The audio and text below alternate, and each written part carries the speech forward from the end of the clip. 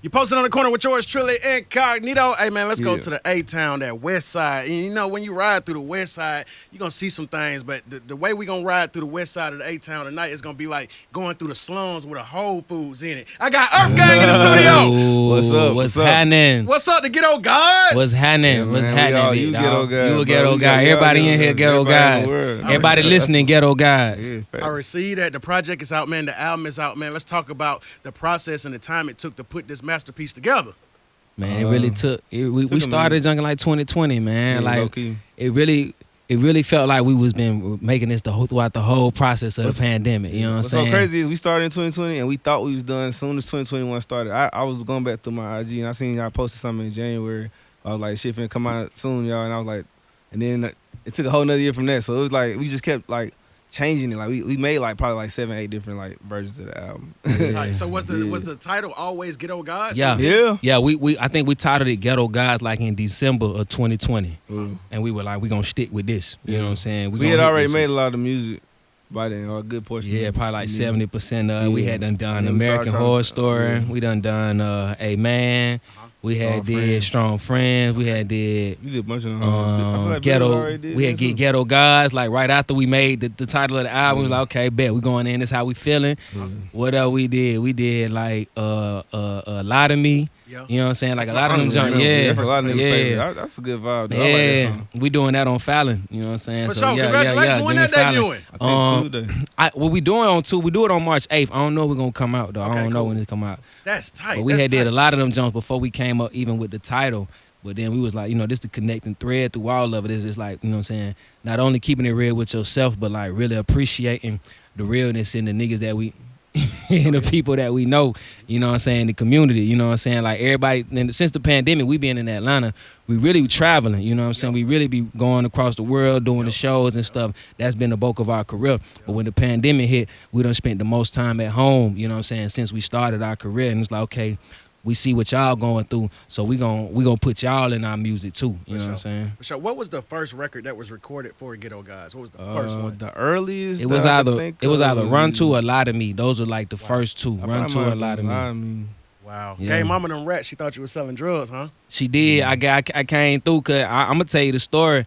So I did a record with Damani. Shout out Damani, you know what I'm saying? T.I. son and stuff. So I did a record with Damani, and they paid me, you know what I'm saying, some stuff for wardrobe and stuff. They paid me, you know, a couple of rats and stuff. I just came through with what I had and stuff, so I ain't really need it. So before we went out of town and stuff, I just came through the crib, sent it to mom and shit. She's like, you selling drugs? I'm like, nah, yes, ma. Nah, ma, this, you know what I'm saying? This is what we do, ma. We really do this, you know what I'm saying? So don't even, whatever you got to worry about, don't worry about it right now. This yours. Don't add me for nothing, you know what I'm saying? You got to add me for nothing no more. That was really a nice thing to be able to do, you know what I'm saying? Like to be able to like take care of mom and be like, you don't got to worry about nothing. Like I know we both, he got a fan, he got a son, you know what I'm saying? So it's like to be able to take care of people you love, it's a whole different feeling. You know? Sure. Yeah, you say you're going to continue to grow the family. He ain't going to stop. Yeah, he ain't going to stop. Never stopping, bro. That was always the plan. He ain't going to stop. That was always the plan. Bob Marley inspired me. Yeah, Marley's son, yeah. You know Marley team, whole football team. Exactly. Oh, you love that. So I got to ask you, man, what is the meaning of Ghetto Gods? Where this? It's just really, you know what I'm saying, seeing the God in yourself, no matter where you from or like how you started. You just know when you started, you already had it. For sure. From the beginning. Now, I love the inspiration in the skits because it's a solid project from beginning to end. You know what I'm saying? And it represent the South, more so the world. It's like from the South to the world, but it got like the skits and the body of work. You can tell you guys took your time with it. Now I'm listening to it and I heard like a ooh or oh to Houston, Texas with that Bar Baby line.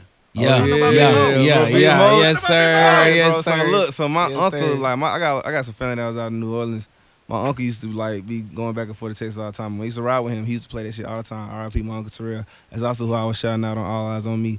But he used to play that song all the time, bro. And it's always been one of my favorite songs since I was a kid because it was kids on it. Like when I was a kid, so I used to hear that shit and be like, yeah.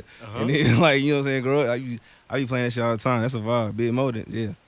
And shout out to DC Young Fly with the skits, you know what I'm saying? He went to high school with us, so it's beautiful to bring the home team, man. You know what I'm saying? He did our skits on our earlier EPs, Rad Robots and Royalty, you know what I'm saying? But it's beautiful to just really bring the SWATs with us here where we go and like have that, you know what I'm saying, to the world, like you said. No, me and so DC marched in the band together one year, bro. For sure. Yeah, we went to Made High. You got me up like you went to Made. Made High, you know what I'm saying? Made High. Shout out to Made High. What was life like on that west side, man, growing up on the west side of Atlanta? Man, bro, that shit was like, I don't know. I had probably more like I enjoy being like in high school in Atlanta, bro. Like that's the times when we kind of started doing this shit together. Like we started kicking it like ninth grade. By the time we got to 11th grade, we was both rapping but not really together. And then like by the time we got to senior year, we was like, bro, we might as well just like we actually had a couple more niggas in the group. It was like a group. And then we was just like, you know, just us. So like we had like, you know what I'm saying? We was like typical West Side niggas, bro. It was beautiful. Yeah, you know what I'm beautiful, saying? bro. Like, Like it was beautiful. Like you really, cause you got the fullness of life. You know what I'm saying? Like we was very unfresh. yeah. We was very like, you know what I'm saying? We were following the trend. We had the white tees, we had the jabos on. You know what I'm saying? Like we were doing what we had the soldiers on. We were doing what needed to be done. But like I think the real beautiful part about it was like the little pieces of the small people in our community who believed in us. You know what I'm saying? Like I had one of my ninth grade teachers like. He gave me the Too Hard to Swallow. With Dirty Money. He gave me the Dirty Money UGK CD. Yeah. He 27. This is my ninth grade math teacher. I'm going to Maze in ninth grade. Like, you know what I'm saying? Like, I've been listening to rap music. I'm a Cash Money fan. You know what I'm saying? I fuck with Outkast. You know what I'm saying? Like, I'm getting on all this other stuff. But he like, look, man, here go this Too Hard to Swallow. Like, I'm 27. I'm finna have a child. I don't need this no more. But here, you take this CD. You know what I'm saying? Like, and like that's just the love that was there at Maze and that was there in Southwest Atlanta. So like, it really just birthed. You know what I'm saying? What we got going on. We ain't realize until we like hit the road and shit, like how we really grew up in like a community with a lot of black people, bro. Like in other places, it be like everybody that's black be like feeling like they like a rare sighting. You know what I'm saying? Like, shout out Mr. Elwood. You know what I'm saying? Like Mr. Elwood held it down. But yeah, like he was saying. Like, we really, you know what I'm saying? I ain't never go to school with nobody but black folks my whole life. Wow. So like I ain't never, you know what I'm saying? By the time we was like hitting the road, it was like, you know what I'm saying, all types of culture shocks and shit like that. So it's like it give you a significant appreciation for where you come from, because it's like, you know what I'm saying, you grow up with your people and learn about yourself and learn to love yourself.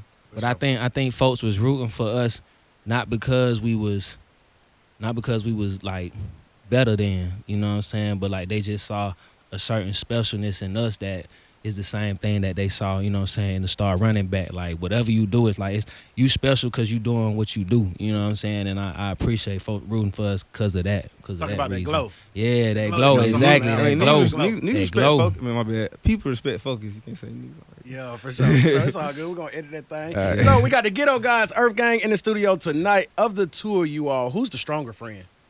What? I think that's situational. Yeah. For sure. It is. Whatever situation it is. It is very situational. You know what I'm saying? Like we in different stages of life, but we still kind of on our same path, like still moving at the same time. Like he got a son, you know what I'm saying? Like he, like that's something that I could never understand right now because I don't have no children, but I done lost my pop. That's something that he can't understand, you know what I'm saying? So it's like when my pop passed, we went on the road with Cole and Thug and Jaden Smith like 2 weeks after the funeral, you know what I'm saying? Like that was just something I had to handle. That was something I had to be strong about and get through, you know what I'm saying? Like his son was born on the last day of tour in Atlanta, you know what I'm saying? I cut the cord and then went to the show. Went to the studio, like he flew back. We was in Miami at Tootsie's, you know what I'm saying? He got the call that his shot was in labels. Yeah, when the water broke. We in Tootsie's, bro. I'm like, man, I'm booking flights. I'm scooping money back up. You know what I'm saying? I'm scooping money back up, booking flight. I flew to Atlanta. You know what I'm saying? Sat through the thing, smoked, got super high through the label, cut that cord like this. So it like it's all and then hit the stage and then we had a crazy show, you know what I'm saying? We sold out show.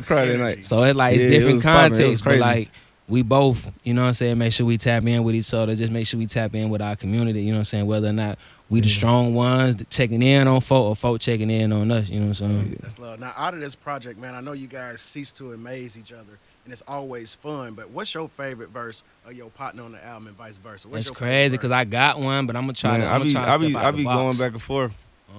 Nah, my first, okay, so I got two. My number one that always come to mind, the American Horror Story verse, because it's hard because like a lot of people don't know, like he wrote the verse before we added the drums. You know what I'm saying? Like we did American Horror Story without drums. I had a whole nother verse, you know what I'm saying? I changed my verse because we put the drums on. Okay, I want to come with a different vibe. We might put that record out later, but like he did his verse without no drums, and then me as a producer, because you know I'm producing stuff, so like just to hear how his verse ride on top of the drums, I'm like that's really beautiful to be able to like be very versatile just with the same cadence no matter what. So that's like my favorite verse. For sure. I think I'll probably say, I'll probably say Run to. It was hard verse. American Horror Story for me too, cause I like he killed that shit. But like Run to just cause he said the word cracker, bro. I ain't gonna hold you, bro. That shit fire, bro. I appreciate it and I respect it. I don't care nothing. You know what I'm saying? That's a hard verse. That the way he said is it too. Like I'm tired tired of cracker. That shit fire, bro. I feel the same way. Like For sure. Tired of both of y'all. Yeah. You know what I'm saying? Tired of all y'all. We definitely about to get that Billy, man. I turned on that record right there. That record sounds real good. Then y'all got the Wizard on there. Pluto did his thing. The Wizard came in, a little transmission from Pluto. Real. yeah, nah. Real. How did that record come about? Super fast. We was in the studio with Ace. We just like end up like Ace played the beat. We literally that was probably a 1 take, 2 take verse. Shout out Ace like, Harris. Yeah, we said that shit like really fast. The whole like verse came into the hood. It was like a freestyle, and then we kind of just left it alone. Like we did it super quick and like left it alone for a minute. It was like, what's about that song, Billy? And it was like, what can we do to add on this? Future hopped on with the original beat, and then they did the switch up after we heard his verse. Yeah, man. We was like, no, this shit's so crazy. We gotta get down. Wow. Yeah, We gotta Switch take it to the next level. Yeah, he ain't rap on that. He ain't know he was ain't rapping never on rapped that. on that. He probably he don't rapped even on the know. original beat. They're like, look, what the song already is. And then we was like, nah, we got something for you. Oh, We that took it to the player. next I level. like that. Yeah. I thought that how it came. Real Now- producer vibes. You You know know what I'm saying about Real the project when producer you tuned vibes. in? I can tell y'all took y'all time with Yeah, the project yeah. and you thought it through. We thought so it through. with all due respect, I gotta let y'all know we got the Grammy nominated EARTHGANG in the studio Let tonight. 'em know. Grammy nominated. Let them know. Sure. Y'all been working on that Grammy speech. Let them know. Yeah, man. I might cry. Yeah, For sure. man. Ain't no wrong with it. I'm gonna say something. I don't know. I'm pretty good at freestyling. I ain't gonna. For sure. Now I gotta ask you guys a couple this or that questions, man, because I know y'all represent the A-Town, ATLA, NTAGA. When it comes to old schools, do you prefer that box Chevy or that bubble Chevy? See, I'm a El Camino type myself. Yeah, Okay. If you want to do this, this, if you want to do the Chevys, I'm gonna say the box. Yeah, you gotta go box. Okay. If we do the Chevys, I'm gonna go box. But really, for myself, man, I'm gonna either go to Monte Carlo, you know what I'm saying, or the Cadillac Seville, you know what I'm saying. Like we that doing really old where I'm schools. I'm El going. Camino. You coming El Camino. all That day, tight. You bro. hit me left field with that one, Yeah. bro. That tight. When it comes to just this music and its sound, do you prefer them 808s or you want that tweeters in your music? You want that tick? I need that 808. If I I had need to that pick bottom. one, I need that bottom. Yeah, if I had to pick one, that's like saying, do you like, you know what I'm You saying? like boobs or Yeah, butt boobs, or booty. butt? Yeah, or I like dick. booty, I need man. that bottom. Breasts are nice, you know what I'm I saying? love some, They I love a good beautiful. rack, Thank but, God you know for the what I'm breasts. saying? Yeah, it's super But I fun. need that bottom. You know? I need to hold on to that when I'm sleeping. For sure. For you two, has it been happening fast? It has. I think the past 6 months it's been happening real fast. Before then, It's definitely accelerated. I'll tell you that, man. I think I had to sit down with my manager. We was on the shoot for our video. Our video's coming out. We did 5 videos in 3 days. We did American Horror Story, Strong Friends, Billy, Power. Yeah, let them know Power and Amen. And I had to sit down with my manager doing all of that, and I was just like, man, let me talk to you, man. And I was just like, bro, this thing happening fast, bro. You know, but he was understanding though. He one of the folks who like to keep his feet on the gas. We all like that, you know what I'm saying? But I think sometimes with what we got going on, because this is new and because of social media and the way the music game is these days and how things always are bombarding your mind, it's so easy to take in so much information no matter what you do. You know what I'm saying? I was just like, you know, it's kind of crazy, but like we holding it down. I'm just keeping it a buck with you, but like we holding it down. It's fast, but I be feeling like it's slow too. I feel like I'm always like kind of like spinning in air through this shit. Like I'm just like floating through. Floating, You know what I'm floating saying? for sure, floating. But I think the thing in floating is sometimes you gotta like make sure you ground yourself at some time. It gotta be purposeful grounding, you know what I'm saying? Because you can't just be floating forever. Cause then you might find yourself in a space where you like, where am I? But like, I think with floating, every now and then you gotta kind of ground yourself, you know. But I think we do that. We do that well. For sure, and represent well. You guys got that CeeLo verse on there. That was like, shout out to the OG CeeLo, man. That's the nigga, man. That nigga called us when we was in New Zealand in the goddamn quarantine. Like we South had Flex, New Zealand. You heard nah, of not that? even South Flex. Out in New Zealand. We was out in We New ain't competing with Zealand. y'all. We doing something totally Nah, It different. was on totally different, bro. Totally we different. did like a set of festivals in New Zealand. They had us quarantined for 2 weeks in this like military level quarantine, bro. Because that's how they kept it. That's how they kept their cases down over there. They had at least cases the whole time. But like that's why, because you go to get over there, they don't let you go nowhere. They you know We got off the plane, got on the bus, right? We got on the bus. and they took us to another The plane. bus drove for approximately 30 seconds to another plane, to another and plane, that flew us to an island and then Well, you 30 more seconds, we at the hotel. Yeah. Bus ain't go nowhere. We could have walked. They didn't want you to. But they were like, nah, bro, you gonna spread your germs on this walk. Get on this bus. You go nowhere, bro. Get on this bus, and we got gonna an hour drive outside over there every to day. that building. While we was over there, CeeLo called. He was like, man, I see y'all in New Zealand. Y'all flying the flag. I was like, appreciate that, bro. Like, the first time he ever reached out, he just reached out. He was talking. He was in a group chat with our DJ about the Falcons. And then the DJ was like, yo, you need to call my boys. And he called us. And then next thing we know, he was like, when y'all get back, let's work. We'd be remiss if we ain't shout out our boy KP Karan Prather, you know what I'm saying?